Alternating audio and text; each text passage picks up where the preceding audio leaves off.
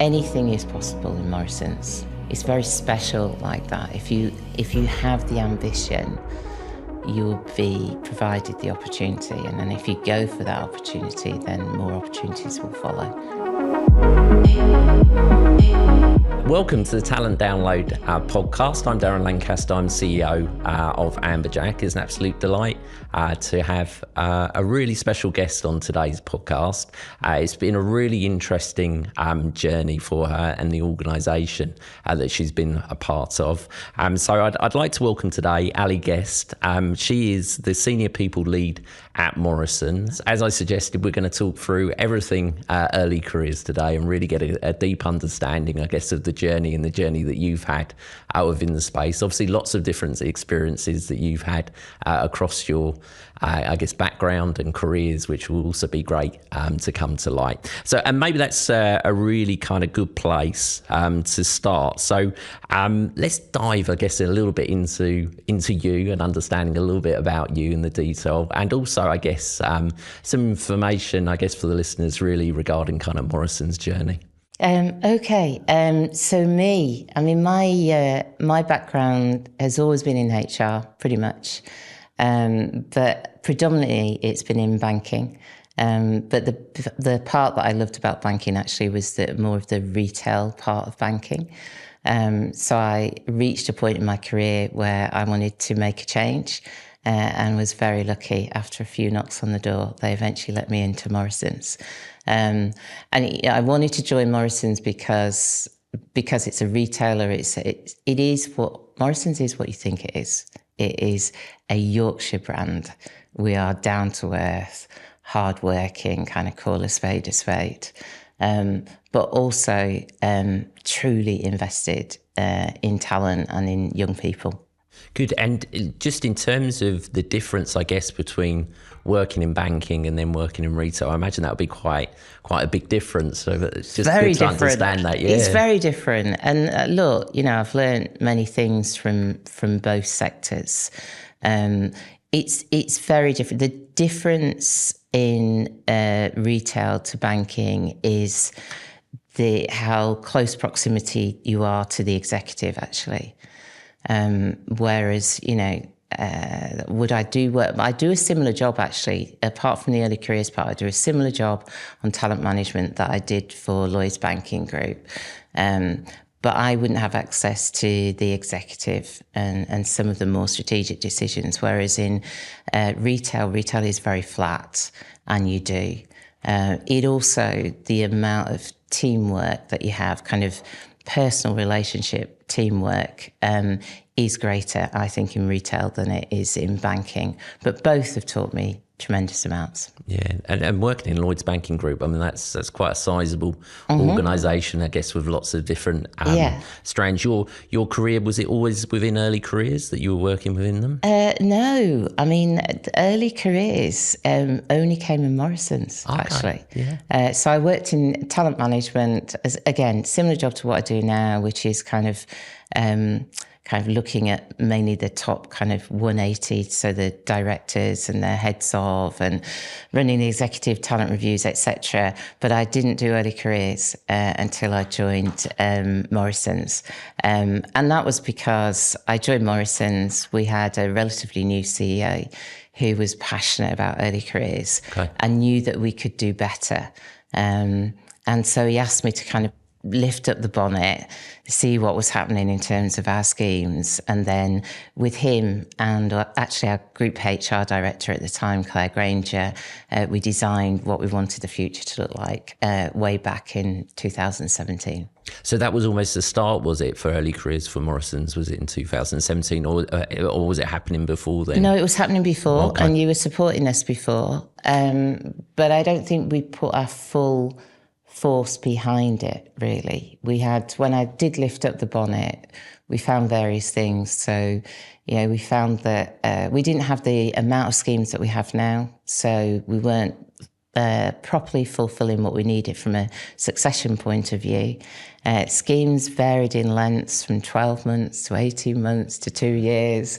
And the kind of development around schemes, it just wasn't quite what it needed to be. Yeah, sure.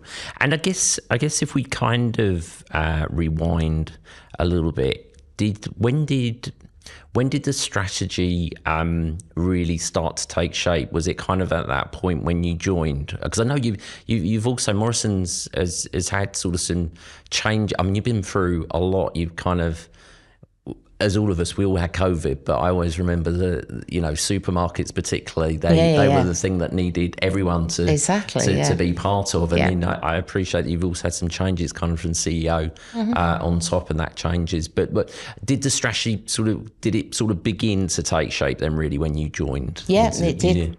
So I joined in July 4th, 2016, and pretty much straight after that, the CEO and the group HR director was saying, okay, let's do something with our schemes. Yeah. With the kind of strap line that Davy Potts had, which was let's be spoilt for choice for talent, and let's put ourselves into that position. And a strategy was put together. It was shared. It was shared with the board. It was shared with the leadership team, and the leadership team were kind of corralled around it.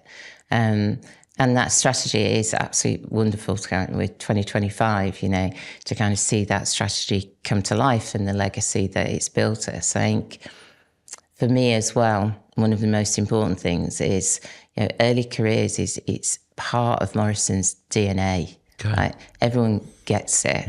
Everyone sees it as their responsibility, regardless where you are, in the line. To mentor, to nurture, to provide the right experience, to, attend assessment centres in person and interviews, etc. And it very much is. I can't see it ever changing from that. And we're very fortunate that we've got our new CEO, Rami Bettier. He's just as focused on early careers, because you never know, right? And we were like, because it's a huge investment that we've continued to do since 2017 and through COVID. So we never faltered all the way along. But no, Rami's just as excited about early talent and nurturing that. Yeah, it's great when it comes from sort of on top all the way through the organisation, but it almost sounds like culturally you've always had it, you've had it there. I guess you had that belief within the people. Did you face initial challenges though? Was there challenges around that, or any challenges that you kind of faced at the beginning? Yeah, of course, there's always challenges, isn't there? I think, well, if you think about in 2017, we also introduced degree apprenticeships. Now, we had run some what we called sponsored degrees, where basically schemes, not very many, not that many years, but we had run them with Bradford University, and we just pay for the degree. So it's a similar situation, just not levy funded. But in 2017, we absolutely went for it, and we've kept degree apprenticeships and graduates kind of number-wise are pretty similar year on year. I think that was quite difficult for the company to adapt to in terms of what is a degree apprentice and how is a degree apprentice different to a graduate. Well, of course they are, one's 21 something and the other one's like 18.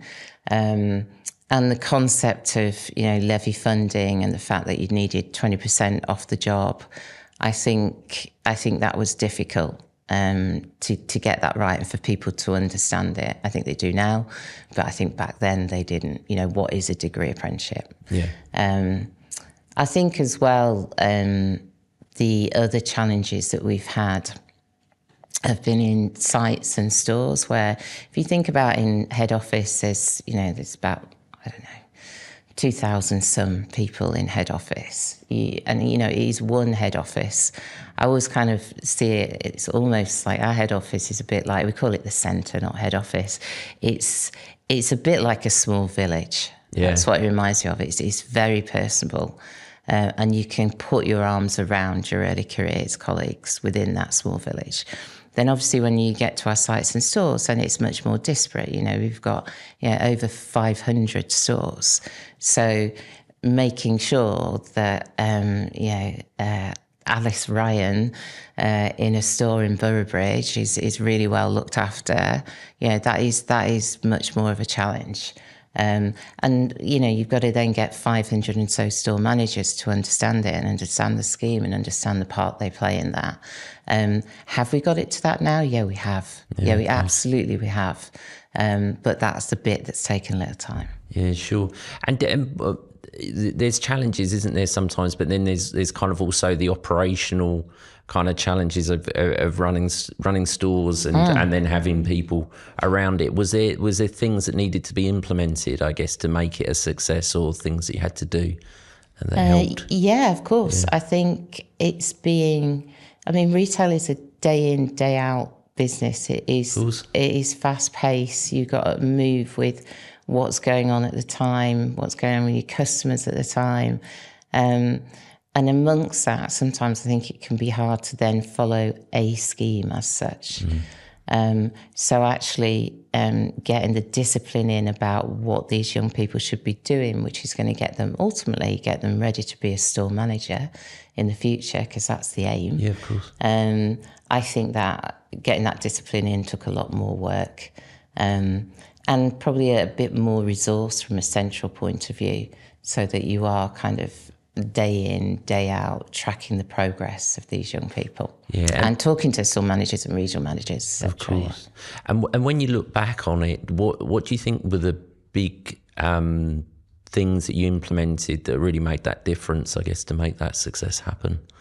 In stores, or you mean in general? Just in general, probably, yeah. Without any shadow of any doubt, it's about your CEO, your executive, your leadership team being truly, truly behind it, that this is a talent strategy and this is important for the company. These are where our future leaders are going to come from. And to absolutely believe in that, that's not a cheesy line. And I think that's what we managed to do from the start, and that's what made the difference. We had our directors, were in assessment centres, they were assessing. It was brilliant. Yeah. It was absolutely brilliant. And there's nothing like actually being there at someone's assessment centre who you hire, who you then see come through a scheme. And then, of course, for us, it's, the end of the scheme is the start, it's the beginning of their career and progression in the company. It's nothing like somebody seeing that. And because everyone was involved, they became very engaged in it and passionate about it personally. Yeah, that's good. And from what I read and what I see from the outside, Morrisons really kind of good at kind of really seeing the what impact can really make a difference, I guess, ultimately, and to the organisations, and I guess kind of monitoring that data and thinking that through. Can you share any, I guess, big success stories that you've had? What are you trying to achieve in the end? And I think it's really important for any early careers scheme to stay true to this. So what early careers colleagues should not be is someone that's going to pick up your admin or fill in a space here and there. It's very easy actually to kind of follow that route. But what you've got to do is provide them with the right experience, because ultimately, in the end, you want them to be directors in the future. So, 13% of our directors in the company are early careers alumni. And then if you, and some of those were made directors at 30 years old.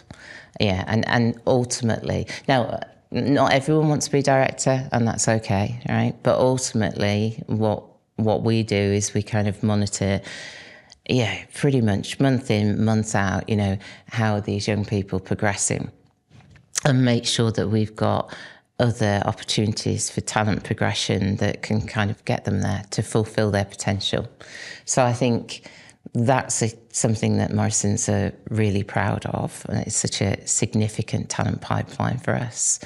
But I think if you look across like all of our management positions, I think I know because I looked at it before I had this conversation.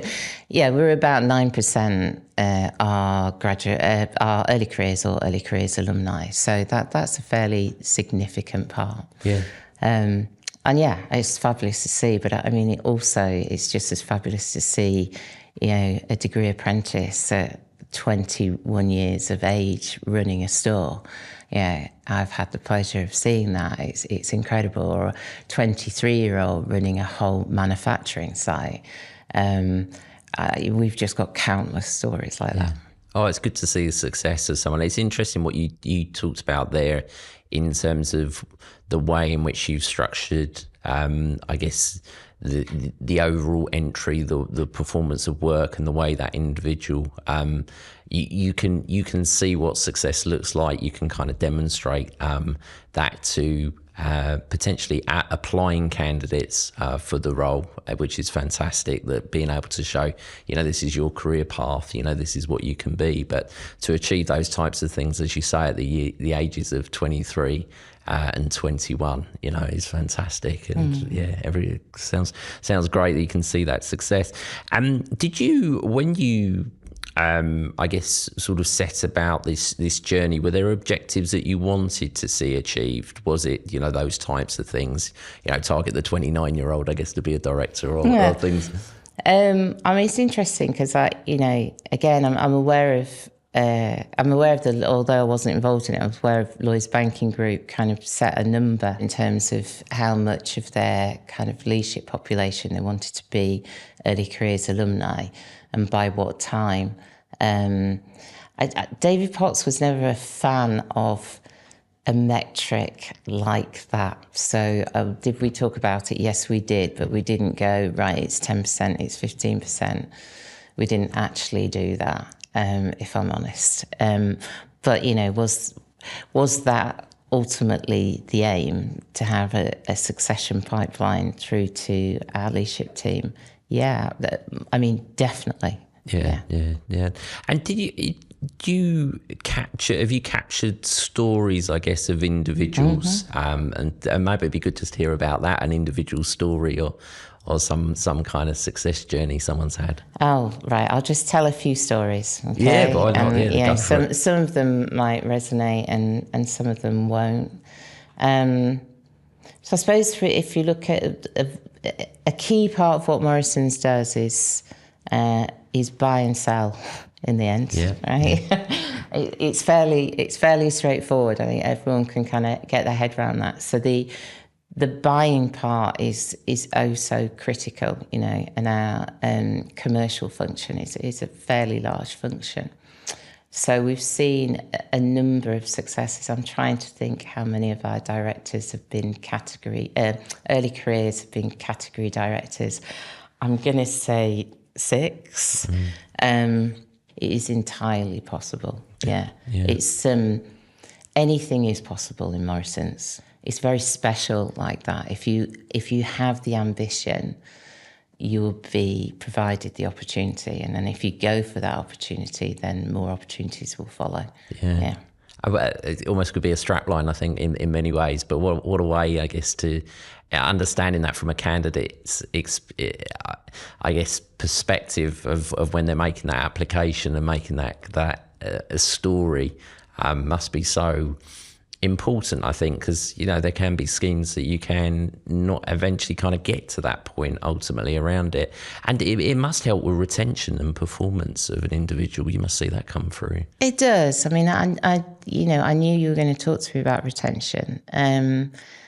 Retention is something that we constantly look at, and I do mean month in, month out. We're just below what the national average is on retention for graduates. I'm just above or just below. I'm slightly better than the national average, for graduates and for degree apprentices. I think retention's 56% nationally, and I'm slightly better than that. I'm just over the 50 mark. But is it a hard one? Yes, it is. Yeah, you've got to really keep working at that. Yeah, and young people are looking for progression, they're looking for development, they're looking for, financially to be rewarded. So we work constantly on that. I think it helps because my role is early careers, but it's also talent. So basically, I keep with them through that entire journey. And that's not just me, obviously. I don't kind of rule the world on talent. That talent is in, again, the DNA of all the people team, but also part of the business. And we constantly, at our talent reviews, we constantly look at alumni. We absolutely do. Where are they? Have they got the right opportunities? What can they be doing next? And that's all in the spirit of hoping to retain them with us. But it's tough, and I think I'd like to say it myself. I think people know that Morrisons do give good experience while you're on scheme, and so they're incredibly marketable. I wouldn't say complete scheme, incredibly marketable. So that's a constant challenge. Having said all of that, you're never going to keep everyone. And what I say to people if they come and say goodbye is, you kind of got to look yourself in the mirror, not just me personally, but as a company, and go, did we do the right thing by that person? Did we give them a great opportunity? Have they felt looked after and nurtured, etc.? And if you've done all of that and they choose to go and live in London or wherever they decide to do, then, they should go with our well wishes. And we actually have got some success of people leaving and then coming back to us. Oh, that's good. Always that boomerang effect is always the best as well. But I think every program that I've seen that's been successful has had to adapt, I guess, to changes. Is that the same within Morrisons? Have you had to kind of adapt and make changes within the programme at stages? And sometimes that can come even from CEO changes. Ultimately those types of things are quite big things and changes for organisations that can affect programmes.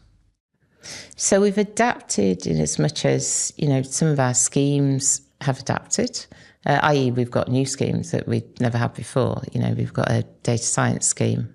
I don't think that's entirely what you're asking me. I'll come to that. That we wouldn't have had before, for all the right reasons. Like, there's no surprises on that. I think we've had to adapt in terms of the type of experience that we're giving people. So, if I go to commercial again, it's like, how do we get it right so that they've got the right amount of negotiation skills, development and training at the right time to make them successful? How do we make sure that they've got the right categories or they're working in the right categories to get them that successful? And I think in retail, as I've said before, and in our manufacturing logistics schemes, how do you move the different parts of that scheme so that they have the right amount of leadership and managerial experience at the right time? So, and then of course, we had COVID, which was a very, interesting time for Morrisons, time where we needed to absolutely do the right thing by customers. We certainly didn't kind of sabotage all schemes and say, just get out to our stores. We didn't do that, but we did expect our early careers colleagues, like anyone else in the business, including me, to do the right thing by a customer. So, our early careers colleagues, did go to our logistics sites, for a week or two and just help out because we were in crisis. But then we got them back to doing what they should be doing. We made sure that that didn't go over the top. So it was taking away too much of their experience. But I think they learned a lot from that as well. It's a fascinating time, I think, in terms of retail, particularly supermarkets, because you had to stay open during that period, probably the most amount of pressure, apart from the NHS, was basically on retail, and particularly in that area. So it's good to hear that kind of adaptation around early careers and what people were expected to do and what had to happen. You spoke about sort of some of the, I guess, the lines of work sort of slightly changing from a digital perspective, just around digital world. Has there been much adaptation sort of within Morrisons around what area of focus you kind of take that journey down in terms of early careers around different places, or is it pretty consistent around it? Because the world of work in which we work has changed and adapted, and in many ways, I give my example of my son. My son's doing a placement year at the moment, and he's doing it in the City of London. There's an expectation from his employer that he does come in 5 days a week. He is expected, to be in that office from 9 till 5:30. Within retail, that's just, ultimately the norm very much, that is the expectation. None of this kind of hybrid work, flexible work. And I know that can be different within the corporate office or different areas regarding that, but the majority of the workforce are kind of in the operational delivery part as well around it. But has there been much adaptation, ultimately, that you've seen within the business? In terms of ways of working, we are a very kind of present business. I think so. If you're in our manufacturing logistics stores, obviously you're in those stores or those sites. We have got some hybrid working in the centre. And our graduates and degree apprentices, can work from home a day or 2 days. Although, to be absolutely honest, we encourage them to come into the office so that they can learn from people around them. And the most difficult part of COVID for me was when, the office went from, having 2,000 people in it to 500. And there was a prioritisation on that. And at first, the graduates and degree apprentices were working from home. Now I was literally begging for them to come back into the office because, to arrive and to start to learn a new job and then to try and do that working remotely is incredibly difficult. And we did get there. We did prioritise them actually. So yes, of course, we do have some hybrid means of working, but we are fairly present. And looking ahead for the programme and the ways of working within Morrisons, what do you see the future looking like? You have kind of worked out really that there's been quite a lot of continuity actually in our schemes, which is not, that's not to say we don't tweak and adjust and all the rest of it. It's not a bad thing because it breeds that kind of succession pipeline that we've talked about. But I think moving forward, what would I like to see? I'd like to see more around data science, but not just data science, actually, data analysis. I think, the company could very much benefit from that. We used to be kind of stores, with supermarket stores. Well, now convenience is huge. With over 1,000 convenience stores, they might be our own or they might be franchised, but they've got Morrisons above the door. So that's an incredibly important part of our business. And as part of it, we've actually got a new convenience graduate scheme that we're putting into action now or for the forthcoming year. I'd like to see that grow, and in some ways, I'd like to see that amalgamate with our retail schemes as well. And I think they will, because convenience is different actually to main stores, but it's a wonderful place to kind of start your store knowledge. So I think you could expect to see more of that. Yeah, and you can't go anywhere without the conversation regarding AI within the lives in which we live every day, but certainly, within our space around early careers or general recruitment in terms of the adaptations and changes. Is Morrisons doing any of those kind of adaptations or changes, or how are you seeing AI, I guess, in the future? Yeah. Tell me what you, because AI can mean loads of things. So tell me what you're thinking. Yeah, sure. So if I give an example, around Amberjack, I guess, around some of the things that we've introduced within our process. So we've introduced chatbots within the recruitment process, which allows really instant access for a candidate any time to kind of communicate, which is not always easy, ultimately, because a lot of applications are generally happening out of office hours and things, and that's been a good adoption of use of the technology. I think there's a big topic at the moment is AI in screening in terms of candidates. We've got a massive increase in applications going on at the moment. I was just speaking to one of the accountancy firms the other day, and they were saying just compared to last year, they're seeing a doubling of applications, around it. I think Morrisons are seeing an increase of applications, but also quality of applications around it. So there's kind of different areas. There's candidates that are utilising AI.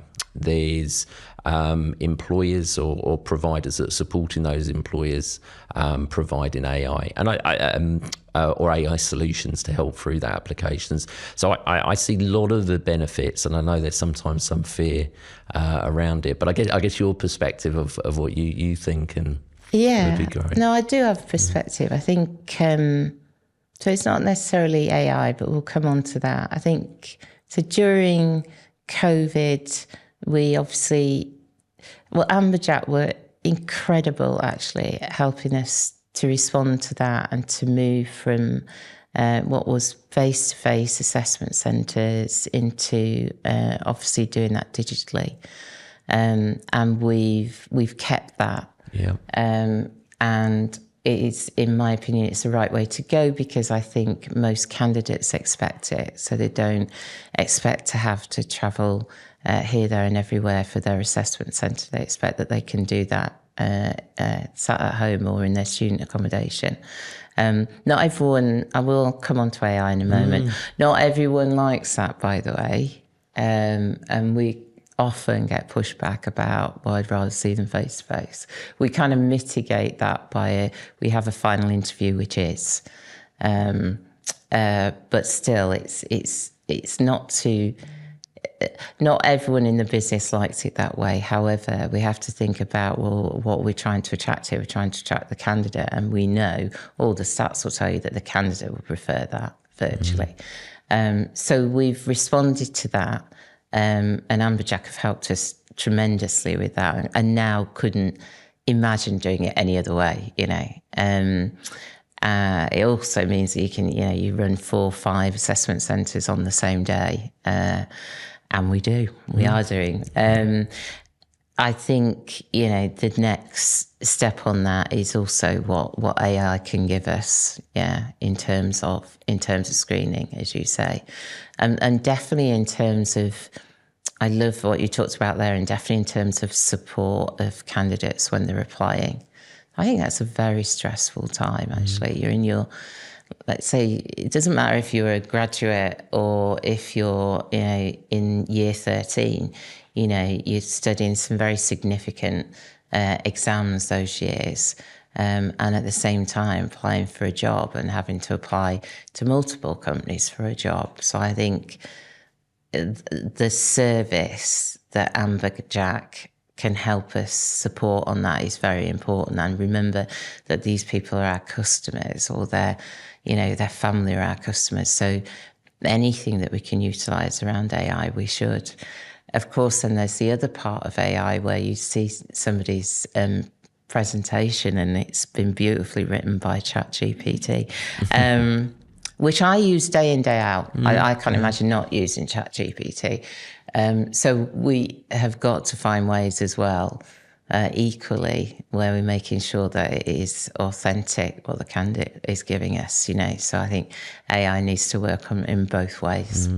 Yeah, and I think from speaking from an Amberjack perspective, I think the introduction of AI screening is super useful to dealing with high volumes of applications to come through if it's done in the right way, and it's all around the controls and checks that you actually put in there, which is important. And I think the future will look at the ways in which organisations actually can analyse a candidate's ability to use some of the AI tools, and actually how do they use them. You talked there about your use of ChatGPT every day in terms of your daily record. I think the future looks like how do we actually analyse that? How can we actually score against that and actually see how good candidates are around the future? So I think the benefits of it vastly outnumber the concerns that you can potentially have around it. But it's always about control for me, and control in the ways in which you use it, and it's testing, it's making sure that the quality assurance is there for us in anything that you do. Yeah, I mean, candidate experience as well is really important, and this goes back a few years, but I know somebody who applied to a big organisation and was clearly using AI to scan their verbal interview, I think, and did the interview, and then literally less than 5 minutes later got a decline. And that candidate experience then for that individual was not good.